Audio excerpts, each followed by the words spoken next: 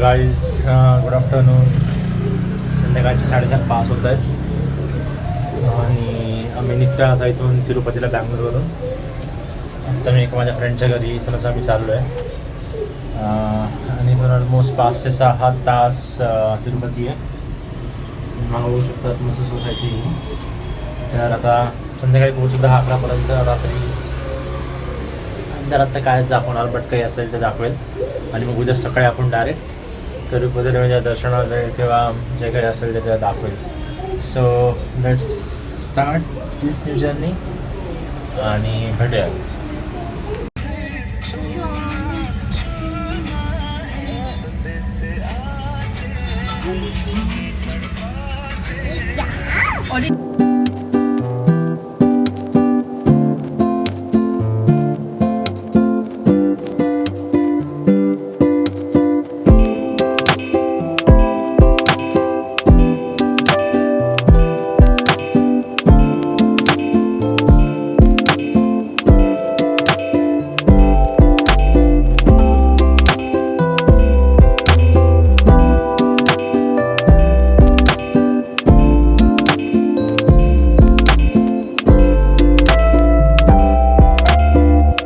Guys आत्ता जेवण झालं आहे आणि आम्ही ऑलमोस्ट 5:30-6 वाजता निघालो होतो घरातून.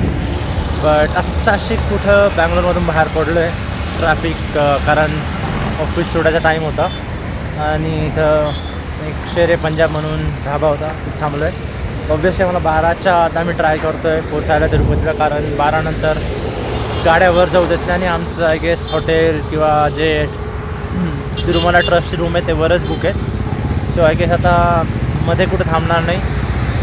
बघूयात आता 12च्या आत पोचतो का नाही तर खालीच थांबावं लागेल. सो लेट्स सी काय होतं आणि तसं मी मला सांगतो. सो या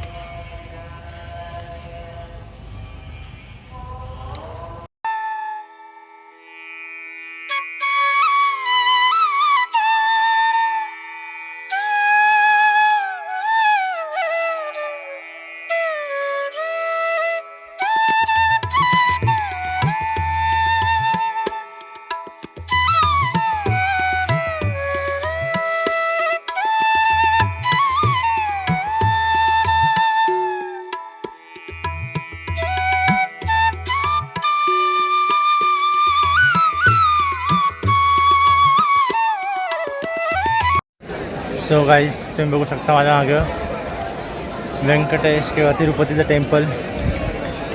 आणि आम्ही ऑलमोस्ट 12 वाजता पोचलो तर आम्ही आत्ता फक्त रात्रीचं दर्शन किंवा बघायला आलो कसं दिसतं आहे मंदिर. तर ऑब्व्हियसली सुंदर दिसतं आहे मंदिर. आणि सकाळी 11 वाजता आमचं दर्शन आहे सकाळी. बट मस्त थंड वातावरण आणि गर्दी कमी मेन म्हणजे, कारण मंगळवार आणि मार्च मतलब पहिलाच वीक किंवा दुसरा वीक चालू आहे. तर मस्त वाटतं आहे, पहिल्यांदा आलो आहे आणि एकदम ती एनर्जीसुद्धा फील होती आहे. तर उद्या सकाळी दाखवलंच तुम्हाला मी.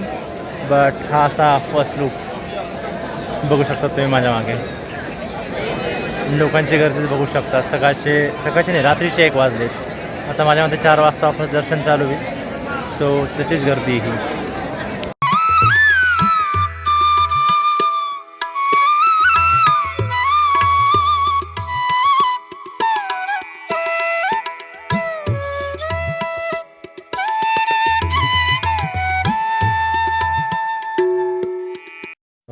Good morning guys. सकाळचे 6 वाजता आहेत आणि मी असंच बाहेर पडलो आहे बघायला.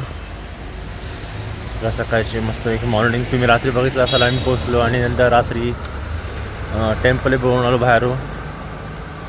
आणि हे असं वर सर्किट आहे आणि मेन म्हणजे रात्री 12 नंतर वर गाड्या येऊ देत नाही 3:30पर्यंत. आणि खाली प्रॉपर चेकिंग होते गाड्यांची, म्हणजे तुम्हाला उतरवतात, बॅग सगळं चेकिंग करतात आणि मग तुम्ही वर येतात. तर बघूयाच मी असं सकाळी मॉर्निंग वॉक किंवा असंच बाहेर पडलो बघायला आणि मग जाईल वापस घरी. सो हेच असं काही अपडेट आहे. 5 तास लागले बँगलोरहून. 5 तासाचा रस्ता आहे आणि रस्ताही चांगला आहे म्हणजे एकदम. 1-2 ठिकाणमध्ये फक्त 1 वे असेल, बाकी 4 वे आणि नंतर 3 वे लेन आहेत. सो रस्त्याचा काही प्रॉब्लेम नाही, जसा तुम्ही येऊ शकता. So let's see. आज दर्शनाचा मेन दिवस आहे. So hope for the best. Let's C.